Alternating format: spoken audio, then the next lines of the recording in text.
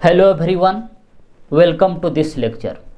तो आज हम लोग पढ़ेंगे विद्युत धारा का इम्पोर्टेंट एमसीक्यू, जो आपके बोर्ड एग्जाम के लिए वेरी इम्पोर्टेंट है। तो चलिए बिना देरी के शुरू करते हैं। यदि आप इस एमसीक्यू का पीडीएफ नोट डाउनलोड करना चाहते हैं तो नीचे डिस्क्रिप्शन में टेलीग्राम चैनल का लिंक दे दिए हैं, आप वहां से जाकर डाउनलोड कर सकते हैं। तो देखिए फर्स्ट क्वेश्चन क्या बोल रहा है।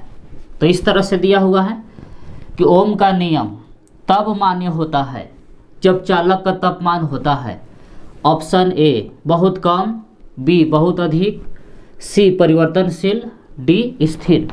तो आप लोगों ने पढ़ रखे होंगे क्लास 10th में भी ओम का नियम, या 12th में भी पढ़े होंगे कि ताप, भौतिक अवस्थाएं या भौतिक कारक ताप, दाब, घनत्व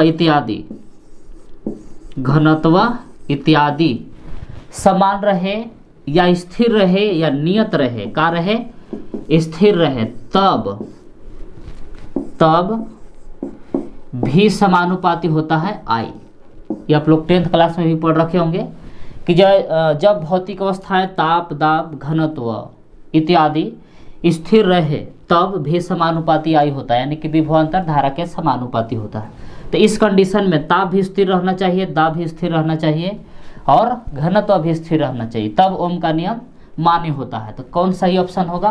तो इसमें क्या होना चाहिए? तो तापमान को स्थिर होना चाहिए, तापमान को क्या होना चाहिए? स्थिर। तो यानी कि सही ऑप्शन क्या है? डी है। इसको एकदम दबा के मारिए, डी। अब नेक्स्ट क्वेश्चन देखिए। तो क्वेश्चन नंबर 2 इस तरह से है कि गैर ओमिक प्रतिरोध का उदाहरण है ऑप्शन ए तांबे के तार, बी फिलामेंट लैंप, सी कार्बन प्रतिरोधी और डी डायोड। तो गैर ओमिक पदार्थ किसे कहते हैं? कि वे पदार्थ जो ओम के नियम को पालन नहीं करते हैं, ओम के नियम को पालन नहीं करते हैं, कि वे पदार्थ जो ओम के नियम को पालन नहीं करते हैं उन्हें क्या कहा जाता है? गैर ओमिक पदार्थ करते हैं। तो ओम के नियम को कौन पालन नहीं करेगा? तो देखिए तांबे के तार चालक है, ये ओम के नियम को पालन करेगा। फिलामेंट लैंप ये भी ओम के नियम को पालन करता है। कार्बन प्रतिरोध ये भी करेगा, लेकिन डायोड जो है ये ओम के नियम को पालन नहीं करता है। तो कौन यहाँ नहीं करेगा? तो डायोड। डायोड जो है कि ओम के नियम को पालन नहीं करता है, यानी कि सही ऑप्शन क्या हो गया? तो डी हो गया। गैर ओमिक प्रतिरोध कौन है? तो डायोड है। अब नेक्स्ट क्वेश्चन देखिए। अब क्वेश्चन 3 से कह रहा है कि ओम के नियम का पालन करता है ऑप्शन ए चालक, बी अर्धचालक, सी कुचालक और डी दोनों, ए और बी। तो ओम का नियम कौन कौन पालन करता है? तो चालक जो होते हैं, कुछ चालक जो ओम के नियम को पालन करते हैं, तो क्या होते हैं? तो चालक क्या करते हैं? तो ओम के नियम को पालन करते हैं। तो इसका सही ऑप्शन क्या हो गया? ए हो गया कि ओम के नियम को पालन करता है। कौन करता है? चालक। अर्धचालक नहीं करता है, कुचालक भी नहीं करता है। अब नेक्स्ट क्वेश्चन देखिए। अब क्वेश्चन 3 से कह रहा है कि अपवाह वेग VD संबंध के अनुसार विद्युत क्षेत्र की तीव्रता E के साथ बदलता रहता है। ऑप्शन ए में दिया हुआ कि VD समानुपाती E², बी है VD समानुपाती 1/E और सी VD समानुपाती कांस्टेंट और डी कह रहा है कि VD समानुपाती E। तो देखिए जी, आप लोग पढ़ रखे होंगे पीछे, क्या पढ़ रखे होंगे? एक फार्मूला इसे होता है कि म्यू बराबर VD बटा E होता है। तो हमको VD बराबर निकालना है। क्या बराबर निकालना है? VD बराबर। तो VD बराबर आप ऐसे लिख सकते हैं कि म्यू E। अब यहाँ से आप क्या कर सकते हैं? तो इसे लिख सकते हैं कि यदि हम म्यू को कांस्टेंट यहाँ मान ले तो इसे लिख सकते हैं कि VD समानुपाती E, यानी कि VD यानी अपवाह वेग विद्युत क्षेत्र की तीव्रता के क्या होता है? समानुपाती होता है। यानी कि सही ऑप्शन क्या हो जाएगा यहाँ पर? तो सही ऑप्शन हो जाएगा डी, कि VD समानुपाती होगा E। अब नेक्स्ट क्वेश्चन देखिए 5। तो 5 बोल रहा है कि ओमिक चालक के लिए अपवाह वेग VD और उस पर लागू विद्युत क्षेत्र संबंधित है। ओमिक चालक किसको कहेंगे? कि वे चालक जो ओम के नियम को पालन करते हैं, यानी कि V समानुपाती I, यानी कि वोल्टेज बढ़ाएंगे तो धारा बढ़ेगा। तो ऐसे चालक को क्या करते हैं, वो कहते हैं ओमिक चालक कहते हैं, जो ओम के नियम को पालन करते हैं। तो ऑप्शन देखिए ध्यान से आप लोग, क्या कह रहा है ए में कि VD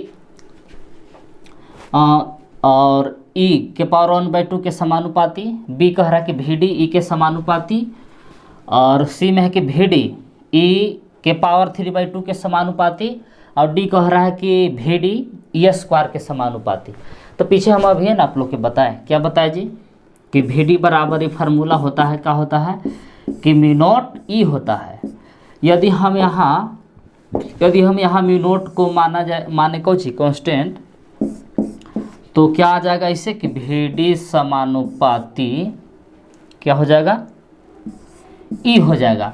ये एक और इसका फार्मूला होता है VD बराबर ऐसे होता है कि E इंटू टाउ बटा में होता है M। तो इस फार्मूला के अनुसार भी कह सकते हैं बटा में होता है M। इस फार्मूला के अनुसार देखा जाए तो VD और विद्युत क्षेत्र की तीव्रता, ये क्या है, विद्युत क्षेत्र की तीव्रता है, ठीक से लिख देते हैं, ये क्या है, तो विद्युत क्षेत्र की तीव्रता है। तो देखिए, तो VD समानुपाती हम क्या लिख सकते हैं दोनों कंडीशन में E। तो क्या कह सकते हैं कि ऑप्शन कौन सही है, से देखिए कौन सही ऑप्शन है जी, देखिए ध्यान से कि VD जो है कि E के क्या होगा, समानुपाती होगा, यानी कि सही ऑप्शन क्या है, B है कि VD E के समानुपाती होगा। क्वेश्चन 6 इस तरह से है कि किसी चालक के पदार्थ की प्रतिरोधकता निर्भर करती है, ऑप्शन ए लंबाई, बी अनुप्रस्थ काट का क्षेत्रफल, सी तापमान, और डी कह रहा है कि इनमें से कोई नहीं। तो देखिए प्रतिरोध का सूत्र ऐसे होता है, और प्रतिरोधकता के बीच रिलेशन क्या है देखिए पहले, तो R बराबर ऐसे होता है कि रो इंटू L/A होता है। तो इसमें यदि हम लंबाई की जगह पर क्या ले ले, 1 ले ले, यदि हम L बराबर 1 रख दें और A बराबर भी हम ले ले 1, तो R बराबर का हो जाएगा, तो R बराबर हो जाएगा इससे कि रो हो जाएगा। यदि हम L और A का मान रख देंगे कुछ 1, तो इसका मतलब ये हुआ कि प्रतिरोधकता जो है कि लंबाई और अनुप्रस्थ काट के क्षेत्रफल पर निर्भर नहीं करता है। तो इस बात को आप हमेशा याद करिए लीजिए, क्या याद कर लीजिए कि प्रतिरोध चालक की लंबाई के क्या होता है, समानुपाती होता है, और प्रतिरोधकता चालक की लंबाई पर निर्भर नहीं करता है। प्रतिरोध चालक की लंबाई पर निर्भर करता है और प्रतिरोधकता निर्भर नहीं करता है। अब प्रतिरोध के बात किया जाए तो अनुप्रस्थ काट के क्षेत्रफल के व्युत्क्रमानुपाती होता है, यानी कि प्रतिरोध चालक अनुप्रस्थ काट के क्षेत्रफल पर निर्भर करता है और प्रतिरोधकता निर्भर नहीं करता है। और देखा जाए तो टेम्परेचर पर निर्भर करता है, प्रतिरोध चालक के तापमान के समानुपाती होता है। तो चालक का तापमान जितना ही बढ़ाइएगा उतना ही प्रतिरोध बढ़ेगा। तो देखिए प्रतिरोधकता और प्रतिरोध दोनों टेम्परेचर पर निर्भर करता है कि ताप बढ़ने पर प्रतिरोधकता भी बढ़ेगा और प्रतिरोध भी बढ़ेगा। अब पदार्थ की प्रकृति पर प्रतिरोध भी निर्भर करता है और प्रतिरोधकता भी निर्भर करता है। तो इस बात को ही ध्यान दीजिए आप लोग कि प्रतिरोध लंबाई, क्षेत्रफल, टेम्परेचर, पदार्थ की प्रकृति सब पर निर्भर करता है, और प्रतिरोधकता सिर्फ तापमान पर निर्भर करता है और पदार्थ की प्रकृति पर। तो देखिए कौन सही ऑप्शन है, कौन सही ऑप्शन है, देखिए ध्यान से। तो क्या है से देखिए ध्यान से, लंबाई पर तो निर्भर नहीं करेगा प्रतिरोधकता, अनुप्रस्थ काट के क्षेत्रफल पर भी निर्भर नहीं करेगा, हाँ तापमान पर निर्भर करेगा, यानी कि सही ऑप्शन क्या है, सी है। अब नेक्स्ट क्वेश्चन देखिए। तो क्वेश्चन इस तरह से है, कैसे ऐसे देखिए पढ़िए क्वेश्चन को ध्यान से एक बार आप लोग। क्या बोल रहा है कि मिश्र धातु मैग्नीन का प्रतिरोधकता, ऑप्शन ए तापमान से लगभग स्वतंत्र, बी तापमान में वृद्धि के साथ तेजी से बढ़ता है, तापमान में कमी के साथ तेजी से बढ़ता है, तापमान में वृद्धि के साथ तेजी से घटता है।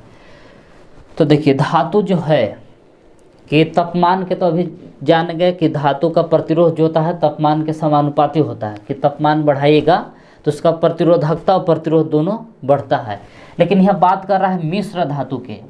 तो मिश्र धातु में देखिए जैसे हो गया आपको मैग्नीन, नाइक्रोम, इस सबको कितना हो गर्म करिएगा तो ये लोग का प्रतिरोधकता घटता बढ़ता नहीं है, यानी कि लगभग ये लोग का जो प्रतिरोधकता है तापमान से क्या होता है स्वतंत्र, पूरा नहीं लगभग।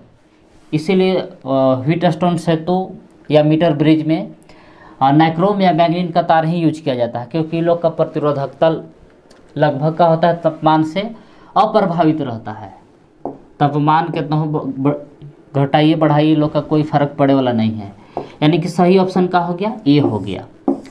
मैग्नीन का तार कहे या नाइक्रोम कहे तो तापमान से लगभग ये लोग का होते हैं स्वतंत्र होते हैं, अप्रभावित होते हैं। अब नेक्स्ट क्वेश्चन देखिए, तो क्वेश्चन क्या कह रहा है से देखिए ध्यान से। तो 8 क्वेश्चन इसे कह रहा है, कैसे कह रहा है जी कि 2 या 2 से अधिक प्रतिरोधों के श्रेणीक्रम संयोजन में ऑप्शन ए प्रत्येक प्रतिरोधों के माध्यम से विद्युत धारा समान है, बी प्रत्येक प्रतिरोध के माध्यम से वोल्टेज समान है, सी प्रत्येक प्रतिरोध के माध्यम से न तो विद्युत धारा और न ही वोल्टेज समान है, और डी कह रहा है कि प्रत्येक प्रतिरोध के माध्यम से विद्युत धारा और वोल्टेज दोनों समान है। तो आप लोग 10th क्लास में पढ़ चुके होंगे जी कि श्रेणी के क्या रूल है और समांतर के क्या रूल है। तो समांतर क्रम या पार्श्व संयोजन में आप लोग पढ़ रखे होंगे कि धारा और विभव, और फिर समांतर में धारा और विभव। तो श्रेणी में है कि प्रत्येक प्रतिरोध के सिरों के बीच से समान धारा बहता है, यानी कि धारा कम बेसी नहीं होगा, सभी प्रतिरोध के सिरों से समान धारा प्रवाहित होगा। लेकिन जब विभव की बात किया जाए श्रेणी में तो प्रत्येक प्रतिरोध के सिरों के बीच विभवांतर का होता है अलग अलग होता है।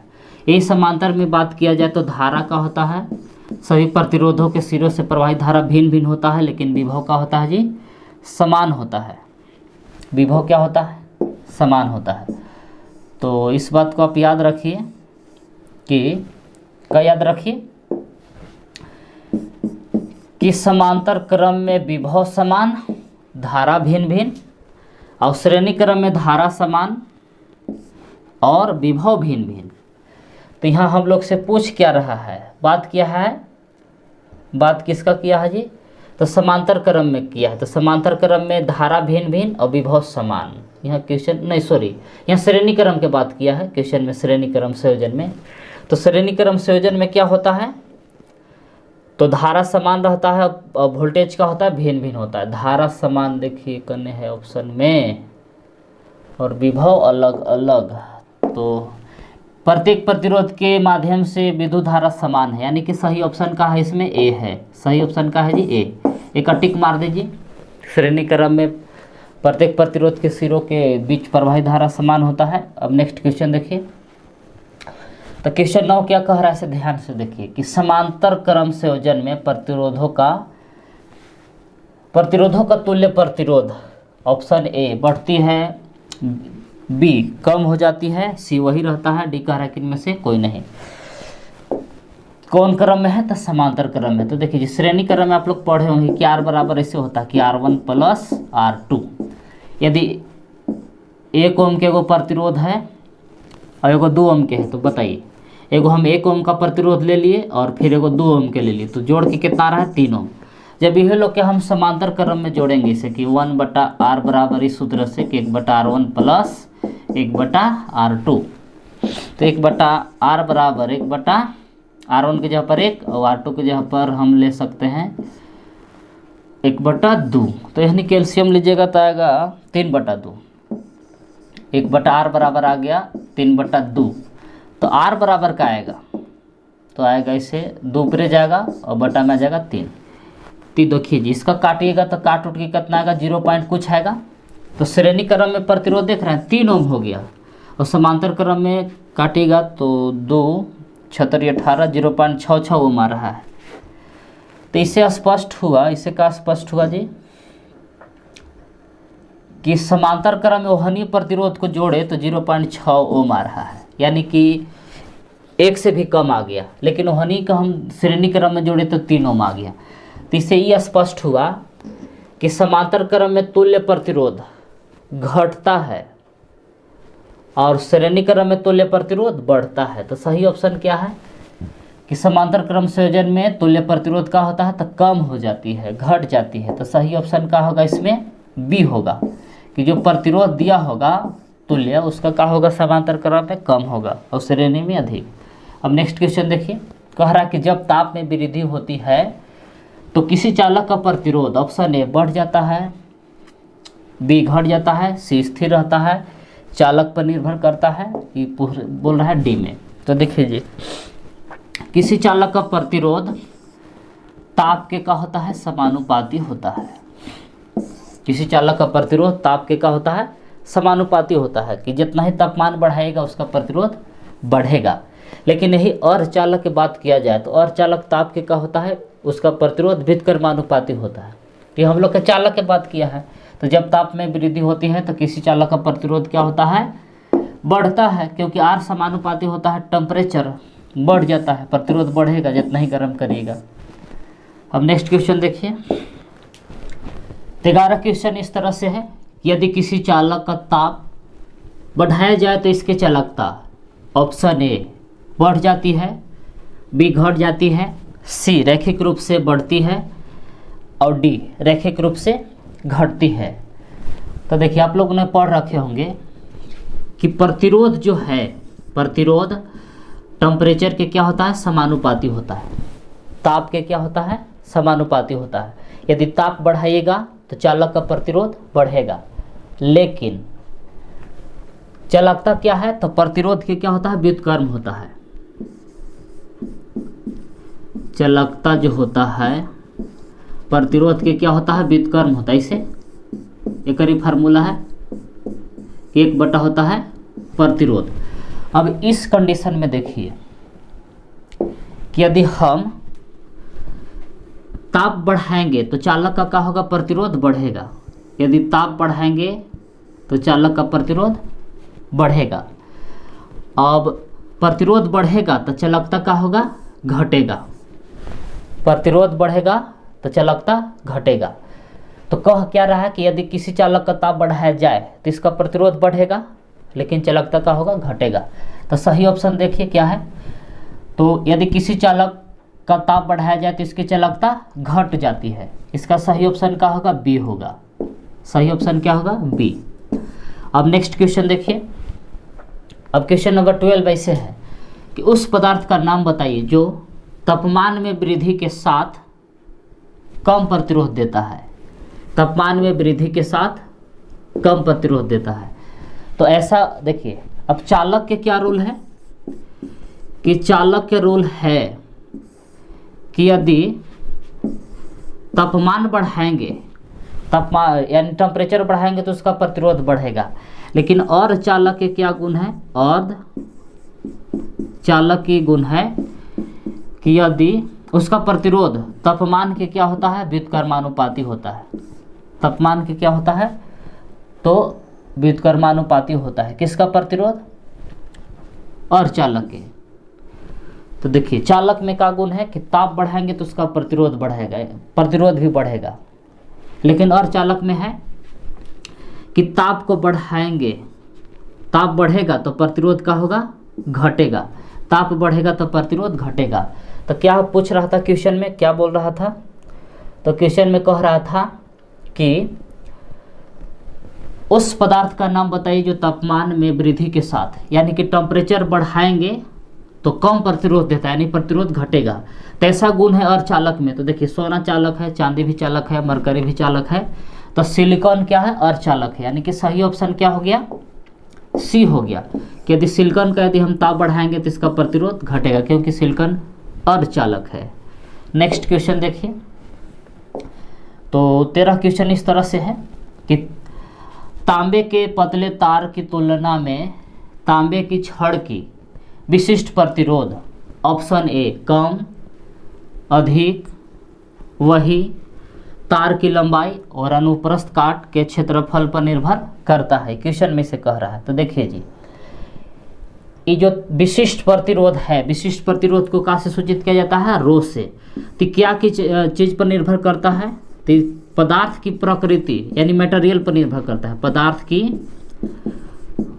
प्रकृति या तापमान पर निर्भर करता है। क्या पर निर्भर करता है? तापमान पर। रो यानी कि विशिष्ट प्रतिरोध पदार्थ की प्रकृति पर निर्भर करता है और तापमान पर निर्भर करता है। पीछे भी हम आप लोग को बता चुके हैं। तो तार की लंबाई और अनुप्रस्थ काट के क्षेत्रफल पर विशिष्ट प्रतिरोध निर्भर नहीं करता है। तो क्वेश्चन में बोल रहा है कि एक पतला तार है तांबा के, अब एक मोटा तार है, यानी छड़ है, मानिए मोटा इसे बोला नहीं है लेकिन छड़ है। ये पतला तार है, ये छड़ है। तो देखिए जी, प्रतिरोधकता है यानी विशिष्ट प्रतिरोध पदार्थ की प्रकृति और तापमान पर निर्भर करता है, लंबाई और क्षेत्रफल पर निर्भर नहीं करता है। तो इससे ये स्पष्ट हुआ कि पतला तार या तांबे की छड़ दोनों का प्रतिरोधकता का होगा, सेम होगा दोनों का, क्योंकि पदार्थ की प्रकृति दोनों का क्या है? सेम है, यानी वही है। तो दोनों का प्रतिरोधकता भी क्या रहेगा? विशिष्ट प्रतिरोध वही रहेगा। यानी सही ऑप्शन देखिए क्या है। क्या कह रहा था कि तांबे के पतले तार की तुलना में तांबे की छड़ की विशिष्ट प्रतिरोध है, तो वही रहेगा, बदलेगा नहीं। सही ऑप्शन क्या है? सी। ये प्रतिरोध की बात करता तो तार की लंबाई और अनुप्रस्थ काट के क्षेत्रफल पर निर्भर करता है, लेकिन विशिष्ट प्रतिरोध पदार्थ की प्रकृति और तापमान पर निर्भर करता है, इसलिए इसका विशिष्ट प्रतिरोध वही रहेगा जो पहले से है। पतला वाला के जैसे वही छड़ का होगा। अब नेक्स्ट क्वेश्चन देखिए। अब 14 क्वेश्चन इससे बोल रहा है कि एक निश्चित तार के विद्युत प्रतिरोध की लंबाई और त्रिज्या को एक साथ दुगना कर दिया जाए तो ऑप्शन ए प्रतिरोध दोगुना हो जाएगा और विशिष्ट प्रतिरोध आधा हो जाएगा, बी प्रतिरोध आधा हो जाएगा और विशिष्ट प्रतिरोध अपरिवर्तित रहेगा, सी प्रतिरोध आधा हो जाएगा और विशिष्ट प्रतिरोध दुगना हो जाएगा, सी प्रतिरोध और विशिष्ट प्रतिरोध दोनों अपरिवर्तित रहेंगे। तो देखिए, तार की लंबाई या त्रिज्या बढ़ाइए, उससे विशिष्ट प्रतिरोध में कोई चेंजिंग नहीं होता है, विशिष्ट प्रतिरोध जो है सही रहेगा। तो यानी कि देखिए, विशिष्ट प्रतिरोध आधा हो जाएगा, यानी कि ए ऑप्शन सही नहीं होगा। अच्छा, अपरिवर्तित रहे यानी कि विशिष्ट प्रतिरोध चेंज नहीं होगा, एगो सी नहीं होगा, यानी कि सही ऑप्शन देखिए। अब बी ऑप्शन और सी ऑप्शन में से कोई एगो सही होगा, लेकिन प्रतिरोध है कि लंबाई और त्रिज्या बदलने पर प्रतिरोध बदलेगा, लेकिन अपरिवर्तित कौन रहता है? विशिष्ट प्रतिरोध। तो यानी कि ऑप्शन या तो बी होगा या तो डी में से कोई होगा। तो चलिए पहले इसको सॉल्व करके देख लेते हैं। विशिष्ट प्रतिरोध तो चेंज नहीं होगा लंबाई बदलने पर या त्रिज्या बदलने पर। तो देखिए कर क्या रहे हैं। तो देखिए, लंबाई को हम दुगना नहीं कर रहे हैं, उससे पहले प्रतिरोध क्या होगा, इसको मान लेते हैं कि R1 है, प्रारंभिक प्रतिरोध। तो इसका फार्मूला ऐसे होता है कि रो L1 बटा क्षेत्रफल मान लिए कि क्या है? A1 है।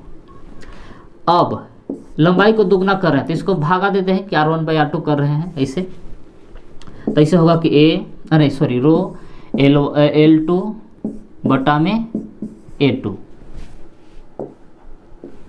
यहाँ L2 है, ऊपर वाला R1 है, R1 बराबर है, नीचे R2 बराबर है।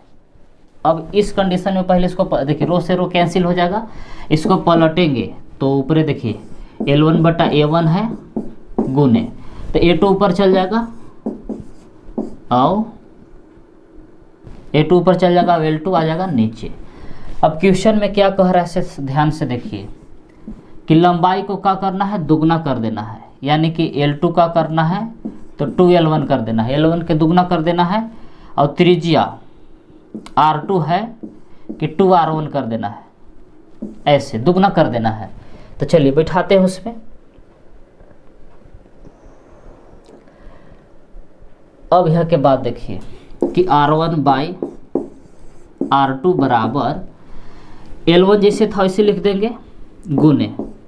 अब क्षेत्रफल का फार्मूला ऐसे लिखेंगे कि पाई वृत्त का क्षेत्रफल ऐसे होगा कि पाई आर स्क्वायर, लेकिन यहाँ देखिए क्षेत्रफल दूसरा का चेंज करेंगे इससे कि यहाँ हो जाएगा कि 2r1 के होल स्क्वायर ऐसे।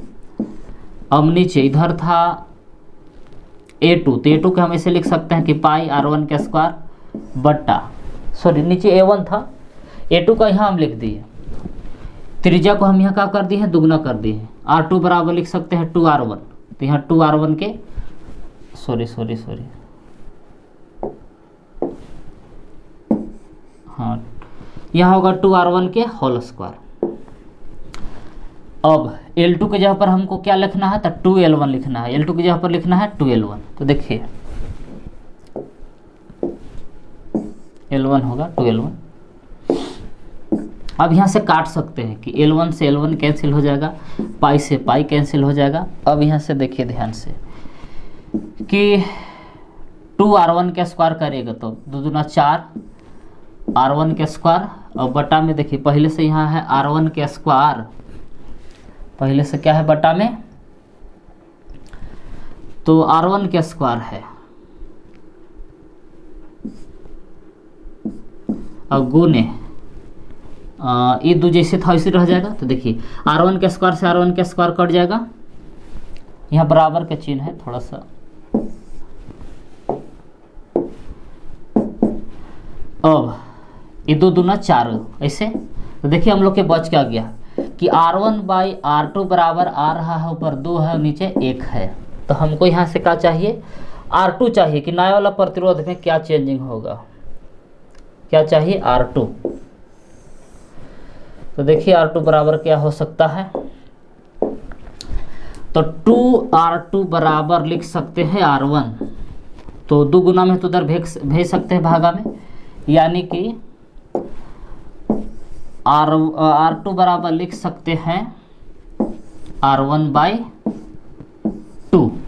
तो R1 क्या था कि प्रारंभिक प्रतिरोध है, और R2 है कि अभी वाला प्रतिरोध है। तो जो प्रतिरोध नया वाला बनेगा R1 के आधा हो जाएगा, प्रतिरोध का हो जाएगा आधा, और प्रतिरोधकता तो चेंज होगा नहीं, विशिष्ट प्रतिरोध अपरिवर्तित रहेगा। तो ध्यान देना कि प्रतिरोध का हो जाएगा आधा हो जाएगा, प्रतिरोध हो जाएगा आधा। तो मिलाई ऑप्शन में कौन सही ऑप्शन है, प्रतिरोध क्या बोल रहा है कि आधा हो जाएगा, तो देखिए सही ऑप्शन कौन है, प्रतिरोध आधा हो जाएगा लेकिन विशिष्ट प्रतिरोध अपरिवर्तित रहेगा। देखिए प्रतिरोध आधा हो जाएगा और विशिष्ट प्रतिरोध अपरिवर्तित रहेगा, यानी कि सही ऑप्शन क्या है, बी है। अब नेक्स्ट क्वेश्चन देखिए, अब बोल रहा है कि इलेक्ट्रॉन का निम्न में से कौन सा वेग चालक के माध्यम से धारा को निर्धारित करता है। ऑप्शन ए केवल अपवाह वेग, बी केवल थर्मल वेग, थर्मल माने होगा तापीय वेग, सी दोनों ए और बी, डी न तो ए और न तो बी। तो देखिए जी तापीय वेग क्या है, तो इलेक्ट्रॉन चालक के ताप के कारण इलेक्ट्रॉन का जो वेग रहता है वो होता है तापीय वेग।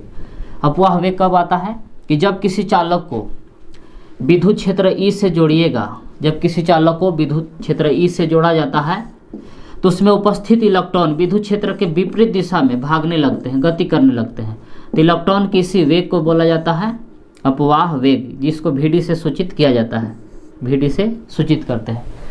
तो इलेक्ट्रॉन में धारा निर्धारित कौन करता है, तो इलेक्ट्रॉन का अपवाह वेग निर्धारित करता है, केवल अपवाह वेग। तो इसका सही ऑप्शन क्या होगा, ए होगा कि इलेक्ट्रॉन का निम्न में से कौन सा वेग चालक के माध्यम में धारा निर्धारित करता है, तो केवल अपवाह वेग। तो सही ऑप्शन का हो गया इसका ए।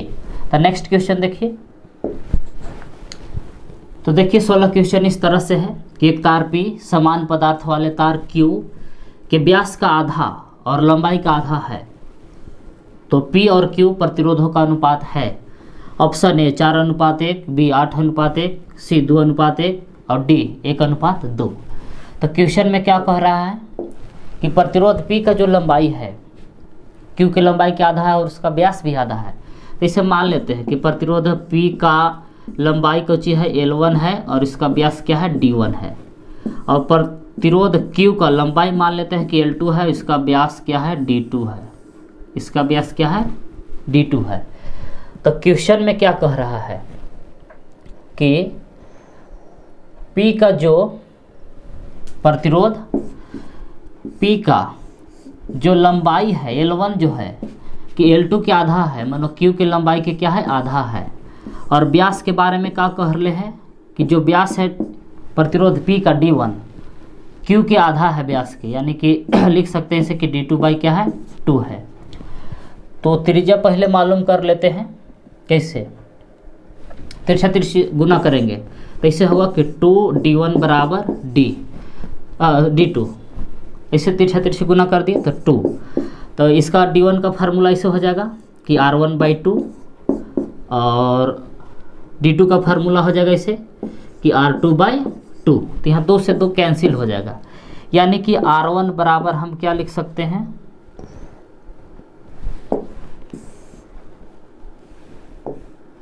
R1 बराबर का लिख सकते हैं, तो लिख सकते हैं R2/2, यानी कि व्यास आधा करेंगे तो त्रिज्या भी का हो जाएगा, आधा हो जाएगा। अब इसका हम यूज करेंगे आगे।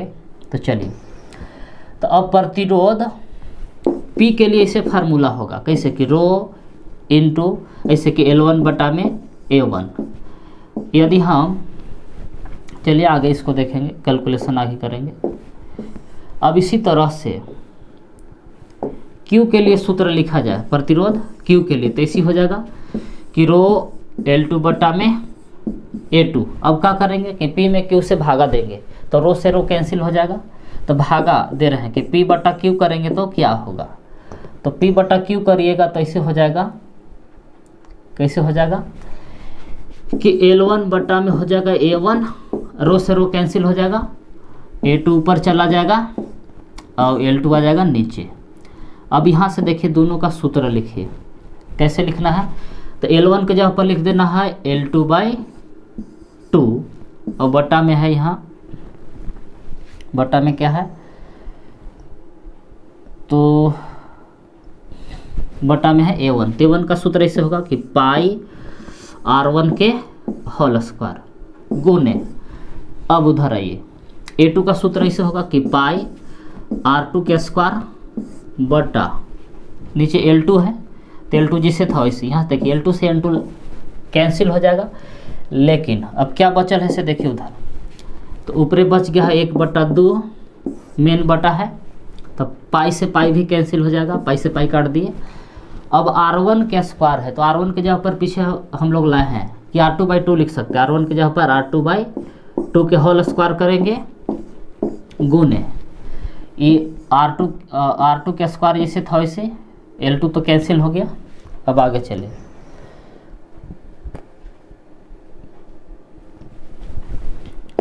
ये 1/2 जैसे था वैसे मेन बटा, स्क्वायर करेंगे तो इसे R2 के स्क्वायर हो जाएगा और बटा में 2 के स्क्वायर 4 गुने, अब इधर आइए, ये R2 के स्क्वायर जैसे था वैसे। अब यहाँ से इसको हम पलटी मार देते हैं, पलट देते हैं, तो पलटने के बाद देखिए क्या होगा से ऐसे होगा कि 1/2 जैसे था वैसे 4 ऊपर जाएगा, बटा में आ जाएगा R2 के स्क्वायर, और पहले से ना R2 है ये था, देखिए 4 ऊपर चला गया, 4 ऊपर चल गया और 2 जैसे था वैसे। अब देखिए R2 के स्क्वायर, यहाँ R2 है। अब यहाँ के बाद देखिए ये R2 के स्क्वायर से R2 के स्क्वायर कट गई, 2 दूना 4 कट गया, तो क्या बच गया से देखिए, हम लोग क्या ला रहे थे, P बटा Q ला रहे थे। ऊपर क्या था कि P था, बटा में था Q बराबर, ऊपर आ गया 2 और नीचे कुछ नहीं तो बचल है 1। तो इसको हम कैसे लिख सकते हैं इसे कि P अनुपात Q बराबर 2:1। क्या लिख सकते हैं, P अनुपात Q बराबर 2:1। तो देखिए सही ऑप्शन क्या है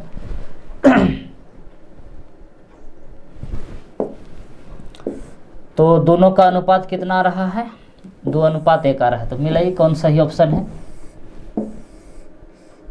2:1। क्वेश्चन में क्या कह रहा था कि P और Q प्रतिरोधों का अनुपात है, तो 2:1 का होगा 1। तो सही ऑप्शन क्या है, सी 2:1।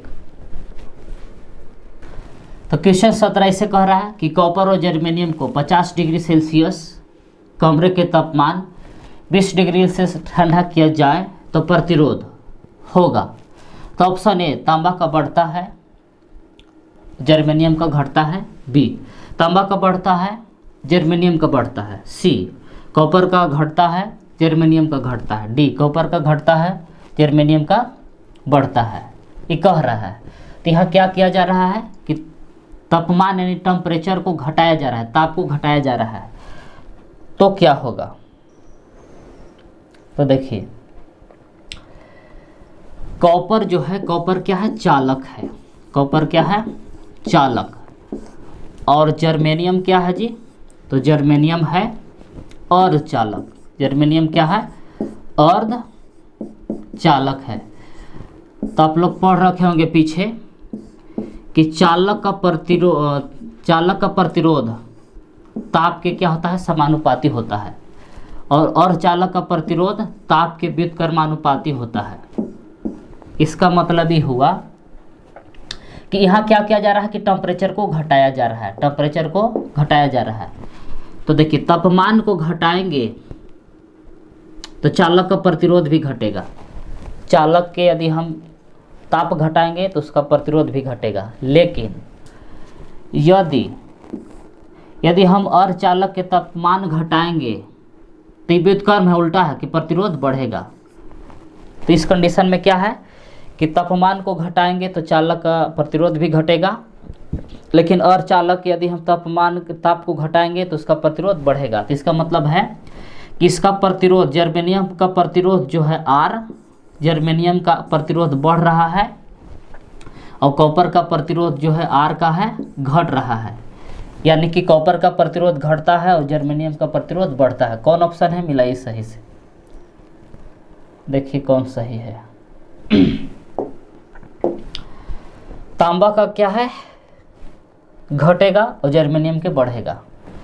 तांबा का बढ़ता है, ये नहीं होगा। कॉपर का घटता है, जर्मेनियम का घटता है, वो नहीं होगा। डी कॉपर का घटता है और जर्मेनियम का बढ़ता है, यानी कि सही ऑप्शन क्या होगा, डी। सही ऑप्शन क्या होगा, डी। अब नेक्स्ट क्वेश्चन देखिए, 18 क्वेश्चन ऐसे है। किरचॉफ का संधि नियम किसके संरक्षण पर आधारित है। ऑप्शन ए द्रव्यमान, बी आवेश, सी ऊर्जा, डी इनमें से कोई नहीं। तो देखिए जी किरचॉफ का प्रथम नियम को ही बोला जाता है संधि का नियम। संधि का नियम, इसको धाराओं का भी नियम कहते हैं। तो संधि का नियम आवेश संरक्षण के सिद्धांत पर आधारित होता है, इस बात को आप याद कर ही लीजिए। और दूसरा नियम बंद पास का नियम या लूप का भी नियम कहा जाता है। लूप ये किसके संरक्षण पर आधारित होता है, तो ऊर्जा संरक्षण के आधारित। तो किरचॉफ का प्रथम नियम आवेश संरक्षण के नियम पर आधारित होता है और लूप दूसरा नियम ऊर्जा संरक्षण के पर आधारित होता है। तो यहाँ क्या होगा सही ऑप्शन, कौन नियम कह रहा है, किरचॉफ का संधि नियम। संधि नियम माना पहला नियम आवेश संरक्षण के सिद्धांत पर आधारित होता है। अब नेक्स्ट क्वेश्चन देखिए, किरचॉफ लूप नियम किसके संरक्षण पर आधारित है। तो अभी पीछे हम आप लोग के बताएं, क्या बताया जी कि लूप नियम ऊर्जा संरक्षण के नियम पर आधारित है, यानी कि सही ऑप्शन क्या होगा इसमें, तो सही ऑप्शन हो जाएगा ए। जब भी लूप या बंद पास का नियम कहे किरचॉफ का तो ऊर्जा संरक्षण पर आधारित होता है। अब नेक्स्ट क्वेश्चन देखिए क्या कह रहा है, किरचॉफ के विद्युत परिपथों के पहले और दूसरे नियम क्रमशः परिणाम है। तो देखिए जी पहला नियम अभी बताएं, किरचॉफ का पहला नियम किस सिद्धांत पर आधारित है, तो आवेश संरक्षण पर आधारित होता है। और दूसरा नियम किस पर, तो दूसरा नियम ऊर्जा संरक्षण पर आधारित होता है। तो देखिए कौन है, ए ऊर्जा संरक्षण, बी क्रमशः विद्युत आवेश और ऊर्जा संरक्षण, यानी कि सही ऑप्शन बी होगा। तो सही ऑप्शन क्या होगा इसमें, बी होगा। तो बी को मार दीजिए टिक। तो देखिए किस क्वेश्चन क्या कह रहा है कि चित्र में विद्युत परिपथों के भागों में धारा दिखाता है, तो विद्युत धारा I बराबर है। यहाँ 4 ऑप्शन दिया हुआ है और यहाँ चित्र में दिया हुआ है। तो क्या क्वेश्चन में कह रहा है कि धारा I का मान बराबर है, मैंने जो धारा I है ना इसका आपसे मान पूछ रहा है। तो ये ऑप्शन दिया हुआ है, ए में है 1.7 एम्पियर, बी में है 3.7 एम्पियर और सी में है 1.3 एम्पियर और डी में है 1 एम्पियर। तो यहाँ देखिए ध्यान से, तो यहाँ किरचॉफ के संधि नियम का प्रयोग करिए। यहाँ पहला संधि है, तो क्या किरचॉफ का संधि नियम कहता है कि संधि की ओर आने वाली धारा संधि से दूर जाने वाली धारा के बराबर होता है। तो देखिए 2 एम्पियर और 2 एम्पियर, यहाँ 4 एम्पियर आ रहा है संधि की ओर, तो संधि से दूर भी कितना जाएगा, तो 4 एम्पियर ही जाएगा। इस संधि का नियम है कि संधि की ओर जितना धारा आएगा उतना ही संधि से दूर जाएगा। तो 4 एम्पियर यहाँ आप देखिए दूसर का संधि है, इतनी पहला संधि था, अब यह दूसर का संधि है कि संधि की ओर आ रहा है धारा 4 एम्पियर, तो संधि से भी दूर कितना धारा जाएगा, 4 एम्पियर जाएगा। तो देखिए इधर 1 एम्पियर चला गया, अब इधर 1 एम्पियर चल गया 4 एम्पियर में, तो इधर कितना जाएगा, तो इधर जाएगा आपको 3 एम्पियर। कितना इधर आएगा, 3 एम्पियर। देखिए संधि की ओर आने वाली धारा है 4 एम्पियर, तो देखिए संधि से दूर भी देखिए इधर 1 एम्पियर चल गया, तो इन्हें बचल होगा कितना, 3 एम्पियर, तो इधर आ गया।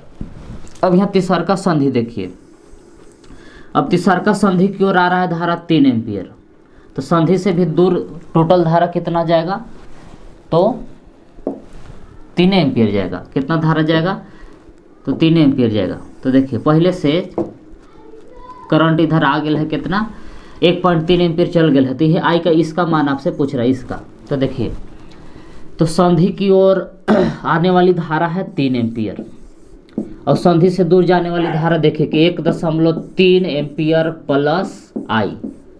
संधि से दूर जाने वाली यहाँ धारा कौन है, तो 1.3 एम्पियर और आई है, तो इसको इधर भेज के घटा देंगे, तो आई बराबर कितना आएगा, तो 3 में से 1.3 घटाएगा तो बचेगा 1.7 एम्पियर, यानी कि आई का मान कितना होगा, ई आई का मान, तो 1.7 एम्पियर। तो देखिए कौन सही ऑप्शन है, तो ए सही ऑप्शन है, तो ए को टिक मार दीजिए, सही ऑप्शन क्या है, ए है। अब नेक्स्ट क्वेश्चन देखिए, अब इस क्वेश्चन ऐसे कह रहा है कि एक बाहरी प्रतिरोध आर आंतरिक प्रतिरोध छोटा आर के सेल से जुड़ा है, तो परिपथ में धारा अधिकतम होती है। यानी कि बाहरी प्रतिरोध परिपथ का दिया हुआ है बड़ा आर और आंतरिक प्रतिरोध यानी सेल का आंतरिक प्रतिरोध दिया है छोटा आर, तो कह रहा है कि परिपथ में अधिकतम धारा कब प्रवाहित होगा। तो आप लोगों ने पढ़ रखे होंगे कि आई मैक्सिमम चाहिए, तो सेल का देखिए परिपथ का बाहरी प्रतिरोध और सेल के आंतरिक प्रतिरोध छोटा आर के बराबर हो जाता है, तो परिपथ से अधिकतम धारा यानी कि मैक्सिमम करंट बहता है। तो यानी कि सही ऑप्शन क्या है, सी, कि जब बाहरी प्रतिरोध बड़ा आर और आंतरिक प्रतिरोध छोटा आर बराबर होता है तो परिपथ से अधिकतम धारा बहती है या प्रवाहित होती है। तो सही ऑप्शन क्या है हमें, तो सी है। अब नेक्स्ट क्वेश्चन देखिए, तो 23 क्वेश्चन क्या बोल रहा है, देखिए ध्यान से, कि यदि एन सेल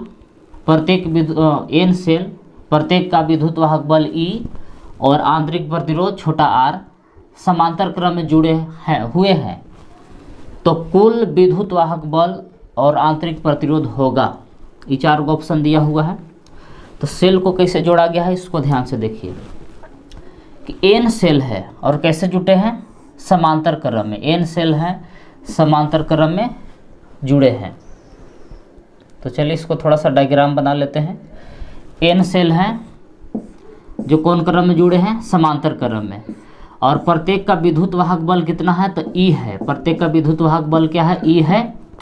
और आंतरिक प्रतिरोध क्या है इन लोग का, तो आंतरिक प्रतिरोध आर है, आर है, आर है। तो आपसे पूछ क्या रहा है कि आंतरिक प्रतिरोध, कुल आंतरिक प्रतिरोध क्या होगा, उस सेल का विद्युत वाहक बल क्या होगा। तो आप लोगों ने क्लास 10th में ही पढ़ रखे होंगे जी कि समांतर क्रम में वोल्टेज का होता है, समान होता है। तो वोल्टेज का यहाँ काम कौन कर रहा है, विद्युत वाहक बल। तो सभी सेलों के बीच का विद्युत वाहक बल का होगा, समान होगा। तो यानी कि सभी सेलों का विद्युत वाहक बल का होगा तो ई होगा। लेकिन अब प्रतिरोध की बात किया जाए तो प्रतिरोध देखिए सभी सेल समांतर क्रम में जुड़े हैं। तो समांतर क्रम में तुल्य प्रतिरोध ऐसे निकालते हैं कि 1/r' बराबर ऐसे 1/r1, तो r1 की जगह पर भी r, फिर 1/r2, तो r2 का भी मान रहेगा r। इसी तरह से कितना सेल हैं, डॉट डॉट कर सकते हैं, कितना सेल इस तरह से हैं। तो इस तरह से आपको n सेल है, कितना सेल है, n सेल, कितना सेल है, तो n सेल है। तो इसे कर सकते हैं कि प्लस n/r, इस तरह से। तो इसका टोटल रेजिस्टेंस निकालिएगा तो 1/R डैश बराबर क्या हम लोग क्या आ गया, तो 1/R डैश बराबर आ गया 2 को जोड़ेंगे तो 2/R, 3 को जोड़ेंगे तो 3/R होगा, लेकिन यहाँ n को जोड़े हैं तो यहाँ क्या होगा, तो होगा n/R। इसको पलटी मारिएगा तो R डैश बराबर इससे आ जाएगा कि R ऊपर चल जाएगा और n नीचे आएगा। तो यानी कि सभी सेलों का कुल आंतरिक प्रतिरोध R/n होगा। कितना होगा, कुल प्रतिरोध R/n, और सभी सेलों का कुल विद्युत वाहक बल का होगा E। तो मिलाइए कौन सही ऑप्शन है। तो देखिए कौन सही ऑप्शन है। तो सभी सेलों का विद्युत वाहक बल टोटल का निकला हम लोग के E, और सभी सेलों का तुल्य प्रतिरोध कितना निकला, आंतरिक तुल्य प्रतिरोध तो लाए थे R/n। तो देखिए कौन सही ऑप्शन है।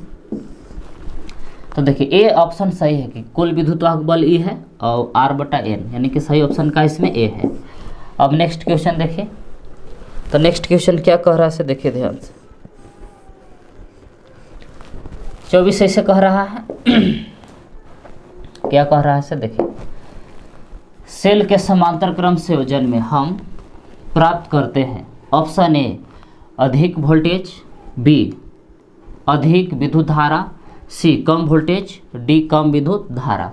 तो क्या कर रहा है कि सेल के समांतर क्रम संयोजन में हम क्या प्राप्त करते कह रहा है। तो देखिए जी, मानिए कि 12 वोल्ट का एक बैटरी है और करंट वो देता है 40 एम्पियर। ये पहला बैटरी है, और दूसरा बैटरी आप इसे ले लीजिए 12 वोल्ट के है और वो भी करंट कितना देता है 40 एम्पियर। तो दोनों को आप श्रेणी क्रम में जोड़िएगा। तो श्रेणी क्रम में जोड़िएगा तो श्रेणी क्रम में देखिए वोल्टेज बढ़ता है। तो 12 वोल्ट के बैटरी है तो हो जाएगा 24 वोल्ट के। श्रेणी क्रम में दोनों सेल को जोड़िएगा तब, दोनों बैटरी को जोड़िएगा तब। अब करंट कितना हो जाएगा, तो 40 एम्पियर रहेगा। करंट कितना देगा, 40 एम्पियर। यदि हम 12 वोल्ट 40 एम्पियर के दो बैटरी को श्रेणी क्रम में जोड़ेंगे तो हमें खाली वोल्टेज बढ़ता है कि 12 24 वोल्ट हो जाएगा, लेकिन करंट कितना रहेगा 40 एम्पियर है। तो श्रेणी क्रम में धारा में परिवर्तन होबे नहीं करता है। जब यह दोनों सेल को हम क्या में जोड़ दें, समांतर क्रम में। दोनों सेल को हम क्या करें, तो समांतर क्रम में जोड़ेंगे। तो समांतर क्रम में वोल्टेज जबकि सेम रहता है, तो वोल्टेज 12 वोल्ट रहेगा। दोनों को हम बैटरी को जोड़ेंगे, लेकिन अब की हमें करंट जुटेगा। तो करंट कितना दे देगा, तो 40 80 एम्पियर। तो देखिए श्रेणी में जोड़िएगा तो वोल्टेज बढ़ता है, करंट नहीं बढ़ता है, जो है वही रहेगा। और समांतर क्रम में जोड़िएगा सेल को या बैटरी को, तो ये हमें कहा है कि वोल्टेज सेम समान रहेगा जो है से, लेकिन हमें विद्युत धारा बढ़ जाता है, करंट बढ़ता है। तो यहाँ क्वेश्चन में क्या कह रहा है, ध्यान से देखिए। तो क्वेश्चन में ही ना कह रहा है कि सेल के समांतर क्रम संयोजन में हम प्राप्त करते हैं, तो अधिक वोल्टेज तो प्राप्त नहीं करते हैं, वोल्टेज तो सेम रहता है, अधिक विद्युत धारा। हाँ, तो यही ऑप्शन सही होगा कि समांतर क्रम संयोजन से हम क्या प्राप्त कर सकते हैं, तो अधिकतम विद्युत धारा प्राप्त करेंगे। तो सही ऑप्शन क्या है, बी है।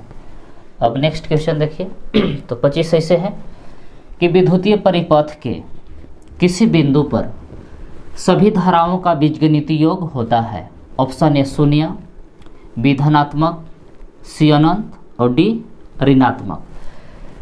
तो क्या कह रहा है कि विद्युतीय परिपथ के किसी बिंदु पर धाराओं का बीजगणितीय योग होता है। तो किरचॉफ का प्रथम नियम है। किरचॉफ का प्रथम नियम है, क्या कहता है नियम, संधि का नियम है कि संधि की ओर आने वाली धारा संधि से दूर जाने वाली धारा के क्या होता है, बराबर होता है। तो मान लीजिए कि संधि की ओर आ रहा है इधर से 3 एम्पियर, इधर से आ रहा है 4 एम्पियर। तो संधि से दूर भी कितना धारा जाएगा, तो 4 और 3 7 एम्पियर दूर भी जाएगा। तो मान लीजिए कि इधर से आ रहा है 2 एम्पियर, एकरा से जा रहा है 3 एम्पियर इसे, और एकरा से मान लीजिए कि जा रहा है 5 और एकरा से जा रहा है 2 एम्पियर। तो देखिए संधि की ओर आ रहा है धारा कितना, 4 और 3 7 एम्पियर। तो संधि से दूर भी कितना जाएगा, उतना ही जाएगा। संधि से दूर भी जाएगा आपको 7 एम्पियर, 3 एम्पियर है थोड़ा सा। तो यही नियम है किरचॉफ का प्रथम संधि का नियम कि संधि की ओर आने वाली धारा संधि से दूर जाने वाली धारा के बराबर होता है। तो संधि की ओर आ रहा है 7 एम्पीयर, तो संधि से भी दूर जा रहा है कितना 7 एम्पीयर। तो आने वाली धारा को धनात्मक माना जाता है, आने वाली धारा को धनात्मक और संधि से दूर जाने वाली धारा को ऋणात्मक माना जाता है। तो जब जोड़िएगा ना तो 4 और 3 7 प्लस 7 प्लस संधि से दूर जाने वाली धारा तो ये -7, तो प्लस माइनस घट के यानी का हो जाएगा 0। तो यही है कि विद्युतीय परिपथ के किसी बिंदु पर सभी धाराओं का बीजगणितीय योग होता है तो क्या होता है, शून्य होता है। किरचॉफ का संधि नियम है कि संधि की ओर आने वाली धारा को धनात्मक माना जाता है और दूर जाने वाली धारा को ऋणात्मक। तो जितना आता है उतना ही दूर जाता है, तो आने वाला जितना आएगा प्लस और जितना जाएगा वो होगा माइनस। तो टोटल जोड़िएगा इस बिंदु पर संधि पर तो कुल धारा का आएगा 0। तो इसका सही ऑप्शन क्या हो जाएगा, तो सही ऑप्शन हो जाएगा ए, 0 होता है। अब नेक्स्ट क्वेश्चन देखिए। अब कह रहा है कि ऋण आवेश का प्रवाह होता है। ऑप्शन ए निम्न विभव से उच्च विभव की ओर, बी उच्च विभव से निम्न विभव की ओर, सी विभव से स्वतंत्र होता है, और डी कह रहा है कि इनमें से कोई नहीं। तो देखिए क्या कह रहा है कि ऋण आवेश का प्रवाह होता है। तो इस बात को आप याद कर लीजिए, क्वेश्चन धन आवेश के बारे में भी पूछ सकता है कभी कि देखिए जी धन आवेश का प्रवाह कैसे होता है। तो धन आवेश का प्रवाह होता है उच्च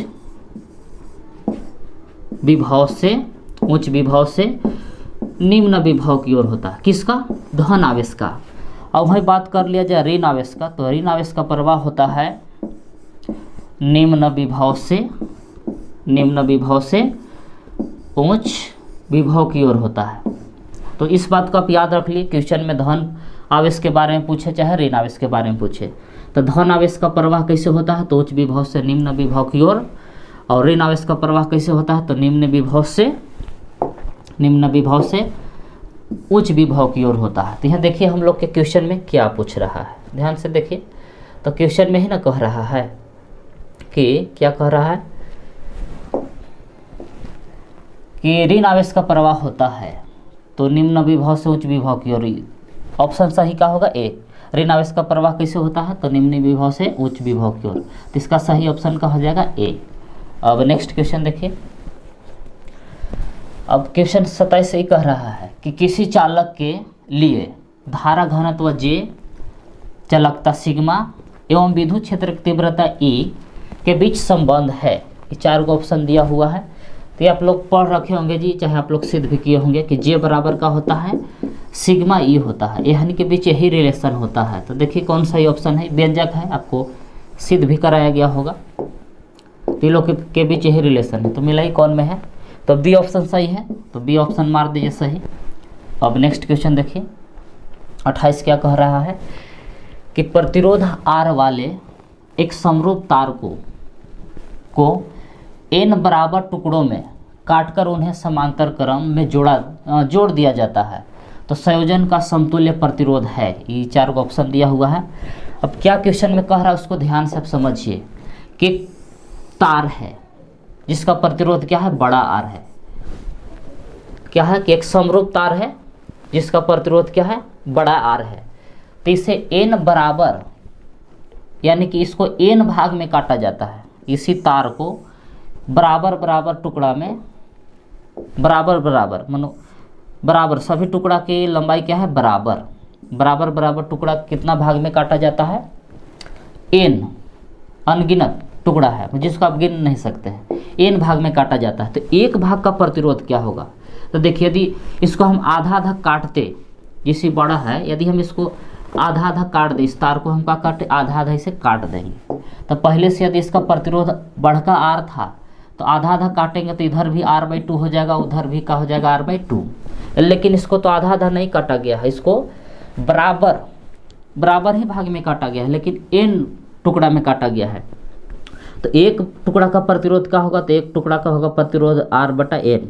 ये दूसरकों के ही प्रतिरोध होगा क्योंकि यानी को n बराबर टुकड़ों में काटा गया, मानो यानी कि बराबर में काटा गया, तो इसका भी प्रतिरोध R/n होगा, इसका भी प्रतिरोध R/n होगा। तो बाकी सभी टुकड़ा का प्रतिरोध यही होगा R/n। तो आपसे क्या कह रहा है कि इसको काटने के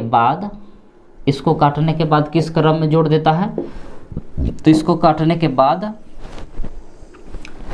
समांतर क्रम में जोड़ दिया जाता है तब तुल्य प्रतिरोध क्या होगा। तो समांतर क्रम के बारे में आप लोगों ने पढ़ रखे होंगे जी 10th क्लास में कि कैसे टोटल प्रतिरोध निकलता है। आर डैश बराबर ऐसे कि 1/R1 plus 1/R2 plus dot dot ऐसे जोड़ते चले जाते हैं। तो चलिए जोड़ते हैं इसको। तो चलिए इसको समांतर क्रम में जोड़िए ध्यान से।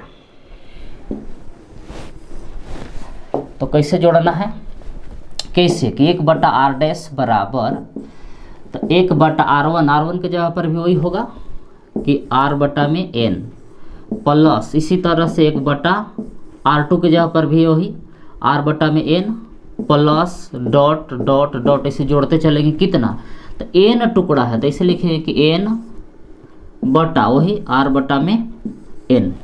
तो ऐसे लिखेंगे कि 1/R डैश बराबर, देखिए इसको यदि पलटी मारिएगा आप तो एक में ऐसे चल जाएगा, N ऊपर चल जाएगा कि N बटा में R प्लस N ऊपर चला जाएगा इसे कि N/R प्लस इसमें भी N ऊपर जाएगा तो इसे हो जाएगा ये कि N² बटा में R।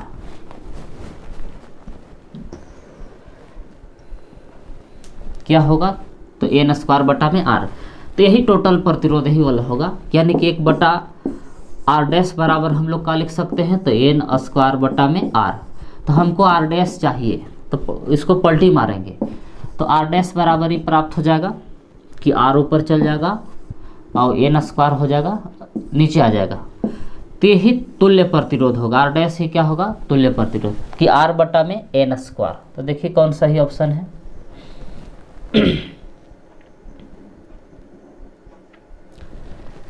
क्या आ रहा है से ध्यान से देखिए। टोटल हम लोग अभी प्रतिरोध जोड़ जाड़ के कितना निकाले, कितना आया R डैश बराबर, तो R डैश बराबर आया है कितना आया, R डैश बराबर एक बार देख लेते हैं। हाँ R बटा N², R बटा N² L है, R बटा N²।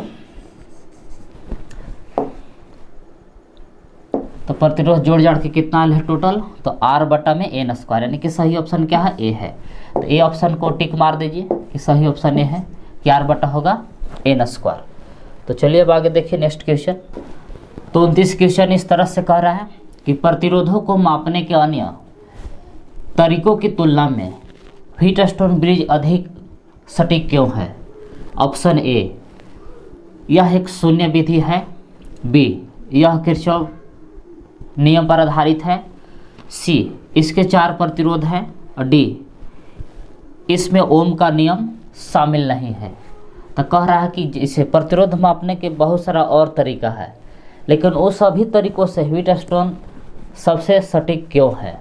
तो देखिए जी, इसका कारण ही है कि अन्य तरीका से यदि हम किसी तार का प्रतिरोध माप रहे हैं तो यदि उस तार का प्रतिरोध बहुत कम है, यानी 0 लेवल के प्रतिरोध है, मान लीजिए कैसे है कि 0.01 ओम है, तो अन्य तरीके द्वारा इस माप को हम पता नहीं लगा सकते, यानी कि बहुत कम प्रतिरोध को अन्य तरीकों से माप नहीं सकते हैं।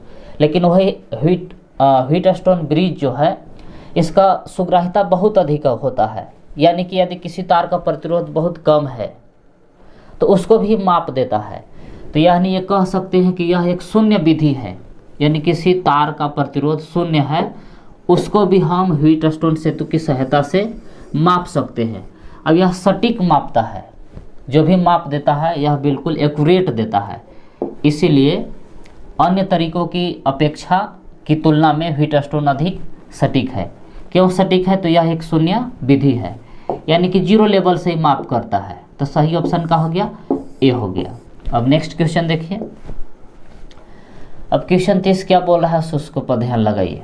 कह रहा है कि यदि किसी विभव मापी के तार की लंबाई बढ़ा दी जाए तो संतुलन बिंदु प्राप्त होगा। ऑप्शन ए, अधिक लंबाई पर। बी, कम लंबाई पर। सी, उसी लंबाई पर। डी, तार पर कहीं भी नहीं। तो देखिए सबसे पहले विभव प्रवणता का सूत्र एक जानिए कि विभव प्रवणता बराबर एक फार्मूला ऐसे होता है के बराबर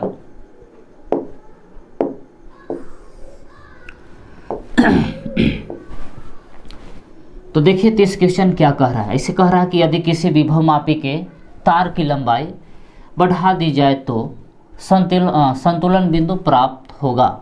ऑप्शन ए अधिक लंबाई पर, बी कम लंबाई पर, सी उसी लंबाई पर, डी तार पर कहीं भी नहीं। तो चलिए इस क्वेश्चन को समझते हैं। तो विभव प्रवणता का एक सूत्र ऐसे होता है। विभव प्रवणता को कैसे सूचित किया जाता है कि के बराबर भी बटा एल। तो ये भी क्या है, तो तार के सिरों के बीच का विभवांतर है। ई बढ़का एल क्या है, तो विभव मापी के तार की क्या है, लंबाई है। तो क्वेश्चन में क्या कह रहा है कि यदि विभव मापी के तार की लंबाई बढ़ा दी जाए, यानी कि बड़ा एल को हम बढ़ाएंगे, तो विभव मापी के तार की लंबाई को बढ़ाएंगे तो के का होगा, घटेगा। के का होगा, घटेगा। तार की लंबाई को बढ़ाएंगे विभव मापी के, तो के का होगा, घटेगा। तो एक सूत्र आप लोग जानते होंगे, पढ़े होंगे जो विभव मापी में, कि विद्युत वाहक बल ई बराबर ऐसे होता है कि के एल। तो यहाँ के क्या है, वही है विभव प्रवणता। ई है सेल का विद्युत वाहक बल, और छोटा एल क्या है, तो संतुलन बिंदु की दूरी है, यानी कि जैसे संतुलन बिंदु की लंबाई कहिए, तार का लंबाई है, संतुलनकारी लंबाई है ये, कि मानो एल लंबाई पर संतुलन बिंदु प्राप्त होता है। तो हम यहाँ एल के बात करने वाले हैं कि एल बराबर लिख सकते हैं, के को इधर भेजेंगे तो ई बटा हो जाएगा के। तो अब हम लोग को यही पता लगाना है कि जो छोटा एल है ना, संतुलन बिंदु की लंबाई, यही घटेगा कि बढ़ेगा, यही आपसे पूछा जा रहा है क्वेश्चन में। तो देखिए इसको ध्यान से। तो आप तो देखिए कि एल बढ़ाएंगे, विभव मापी की तार की लंबाई के बढ़ाएंगे तो के का होगा, घटेगा। तो देखिए जब के घटेगा तो छोटा एल का होगा, बढ़ेगा। के घटेगा तो छोटा एल बढ़ेगा। बड़ा एल बढ़ेगा तो छोटा एल, देखिए बड़ा एल बढ़ेगा तो छोटा एल भी बढ़ रहा है। क्यों? क्योंकि बड़ा एल बढ़ेगा तो के घटेगा, और के घटेगा तो छोटा एल बढ़ेगा। तो क्या क्वेश्चन कह रहा है कि यदि किसी विभव मापी के तार की लंबाई बढ़ा दी जाए, तो लंबाई बढ़ा दिए तो छोटा एल में क्या कंडीशन हुआ कि छोटा एल भी बढ़ गया। तो हम लोग को संतुलन बिंदु प्राप्त होगा। कहाँ प्राप्त होगा, तो अधिक लंबाई पर, अधिक लंबाई पर। तो सही ऑप्शन का हो गया, ए हो गया।